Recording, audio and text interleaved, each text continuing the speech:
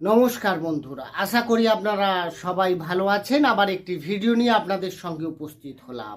আজকের বিষয়বস্তু মকর রাশির জন্য খুবই গুরুত্বপূর্ণ, কারণ আজকে যে বিষয় নিয়ে আলোচনা করব তা হলো মকর রাশির মাসিক রাশিফল মে 2024 আপনার কেমন যাবে, 9টা গ্রহের অবস্থান কেমন থাকবে, সেই অনুযায়ী আপনার স্বাস্থ্য, শিক্ষা, প্রেম, ভালোবাসা, বিবাহিত জীবন, ভাগ্য, কেরিয়ার, বিজনেস, এ সমস্ত বিষয় নিয়ে। কারণ এক একজনের এক এক রকম প্রশ্ন থাকে। কেউ জানতে চায় আমার কেরিয়ার নিয়ে, কেউ জানতে চায় আমার শিক্ষা। কারণ সমস্ত স্তরের কিন্তু মানুষ এই মকর রাশি হয়। শুধুমাত্র কেরিয়ার নিয়ে আলোচনা তা নয়, কিন্তু সমস্ত বিষয় নিয়ে এই ভিডিওতে আমি আলোচনা করি। আপনারা যদি মকর রাশির জাতক জাতিকা হন, অবশ্যই ভিডিওটি মনোযোগ সহকারে প্রথম থেকে শেষ অবধি দেখুন।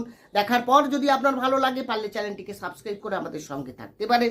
সাবস্ক্রাইব করলে পাশে থাকা বেল আইকনটি কিন্তু প্রেস করতে ভুলবেন না, কারণ এই ধরনের ভিডিও নোটিফিকেশন তাহলে আপনি সহজে পেয়ে যাবেন। আসি মেন আলোচনায়। তাহলে যখনই মে শুরু হচ্ছে, আপনার রাশি সাপেক্ষে গ্রহের অবস্থান থাকবে অনেকটা এরকম, অর্থাৎ আপনার রাশির দ্বিতীয়ভাবে অবস্থান করে থাকবে শনি সক্ষেত্রী, তৃতীয়তে থাকছে রাহু, বুধ, মঙ্গল, চতুর্থভাবে শুক্র, রবি, পঞ্চমে বৃহস্পতি, নবমভাবে অবস্থান করে থাকবে কেতু। তাহলে গ্রহের অবস্থান অনুযায়ী এই মাসে আপনার স্বাস্থ্য কেমন যাবে, স্বাস্থ্য বিচার করা হয় রাশির অধিপতি গ্রহের অবস্থান অনুযায়ী। রাশির মালিককে না, রাশির মালিক শনি, যে কিনা দ্বিতীয়ভাবে স্বক্ষেত্রে অবস্থান করে থাকছে। দ্বিতীয়ভাবে শনির ওপর কোনো পাপ গ্রহ দৃষ্টি নেই, আবার আপনার রাশিতেও কোনো অশুভ গ্রহের দৃষ্টি পড়ছে না। তার মানে হচ্ছে আপনার স্বাস্থ্য নিয়ে এই মাসে কোনো চিন্তা নেই। দেখুন বন্ধুরা, আপনাদের যেটা এক্স্যাক্ট আপনার গ্রহের অবস্থান থাকবে, সেই অনুযায়ী কি ফল দেবে বর্তমানে, সেটাই কিন্তু আমি আলোচনা করছি। যদি কারো শনি 7.5-তে শনি খারাপ হয়ে থাকে, হ্যাঁ বন্ধুরা, কারণ মকর রাশির ক্ষেত্রে এটা কিন্তু তৃতীয় চরণ চলছে শনি 7.5-এর, তো সেক্ষেত্রে কিছুটা নেগেটিভ বা কিছুটা আপনার আঁঠুর সমস্যা, কিছুটা ব্যাক পেন, কিছু সমস্যা হতে পারে, পায়ে কিছু সমস্যা আসতে পারে যদি শনি খারাপ থাকে। সেটা আপনাকে দেখতে হবে আগে। তা না হলে কিন্তু আপনার স্বাস্থ্য নিয়ে এই মাসে কোনো চিন্তা করার কথা না।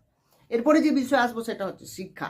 শিক্ষা বিচার করায় পঞ্চম ভাব থেকে, পঞ্চমের অধিপতিকে শুক্র, যে কিনা চতুর্থে রবির সঙ্গে যুক্ত হয়ে আছে, রবির সঙ্গে চতুর্থে যুক্ত হয়ে আছে। 19শে মের পর কিন্তু সে কিন্তু আপনার পঞ্চম ভাবে গোচর করে যাবে স্বক্ষেত্রী হয়ে। তার মানে এখানে কেন্দ্র, তারপরে ত্রিকোণে যাচ্ছে। তার মানে শুক্রের অবস্থান খারাপ নয়, ভালোই রয়েছে। পড়াশুনোর ক্ষেত্রে আপনি নতুন করে আপনার কোনো বিষয় নিয়ে আপনার অ্যাট্রাকশন বাড়তে পারে, আপনি কোনো সিদ্ধান্ত নিতে পারেন, আপনার মনের মধ্যে কোনো আইডিয়া আসতে পারে।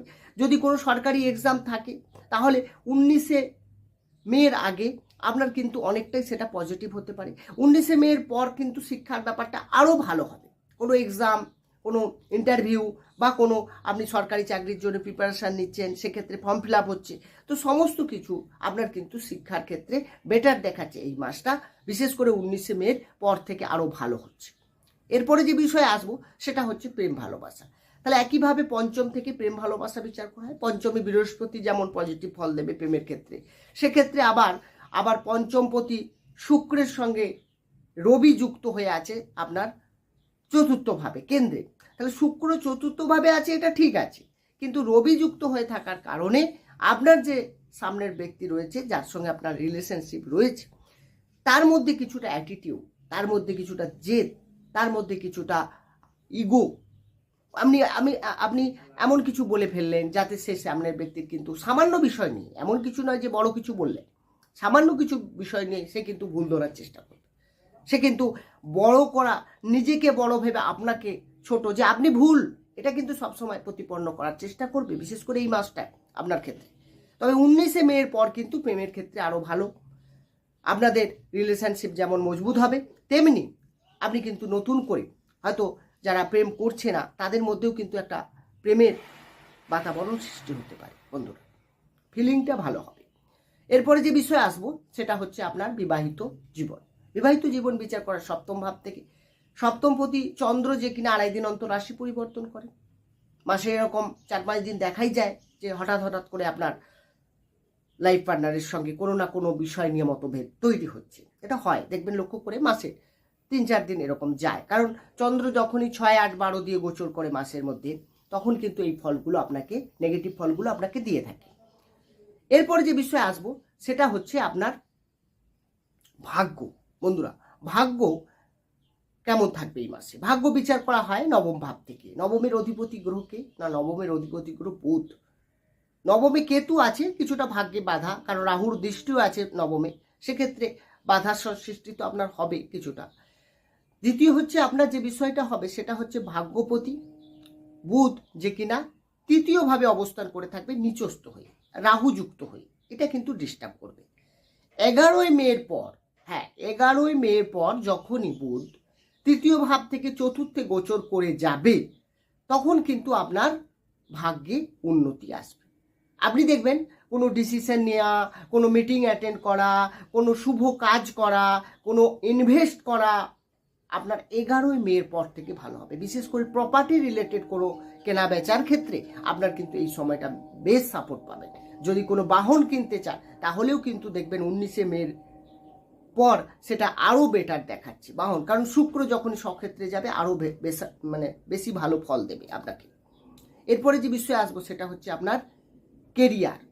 হ্যাঁ, দশম থেকে কেরিয়ার বিচার করা হয়। দশমপতিকে না, দশমপতি শুক্র যে কিনা চতুর্থে অবস্থান করে আপনার দশমে দৃষ্টি দিচ্ছে এবং দশমে দৃষ্টি দিচ্ছে, আর শুক্র রবি যুক্ত হয়ে চতুর্থে অবস্থান করে আছে। এটা কিন্তু খুবই ভালো, তার কারণ আপনার যে কেরিয়ারের ক্ষেত্রে যেমন গ্রোথ দেখা যাবে তেমনি আপনার প্রমোশন বা নাম হবে। আপনার বস আপনার কাজে সন্তুষ্টি প্রকাশ করবে, আপনি কাজটা অনায়াসে করতে পারবেন। আপনার মধ্যে যে ডাউট ছিল, যে চিন্তা ছিল, কিছুটা আনস্যাটিসফ্যাকশন ছিল, সেই জায়গাগুলো থেকে কিন্তু আপনি অনেকটা বেরিয়ে আসতে পারবেন, কেরিয়ারকে মজবুত করার চেষ্টা করতে পারবেন। 19শে মের পরও তো ভালো, কারণ শুক্র যখন পঞ্চমে যাচ্ছে মানে ত্রিকোণে যাচ্ছে, সেক্ষেত্রেও কিন্তু ভালো ফল দেবে মকর রাশির ক্ষেত্রে। তো মকর রাশির কেরিয়ারের ক্ষেত্রে এই মাসে কিন্তু খুব একটা ডিস্টার্ব দেখাচ্ছে না, তবে ছোটোখাটো কিছুটা কর্মসূত্রে ট্রাভেল ঘটতে পারে, আর সেই ট্রাভেলের কারণে আপনি কিছুটা ক্লান্তিবোধ, কিছুটা এনার্জিহীন ফিল, এই যেগুলো কিন্তু আসতে পারে, কিন্তু সেটা সাময়িক। এরপরে যে বিষয়ে আসবো সেটা হচ্ছে আপনার বিজনেস।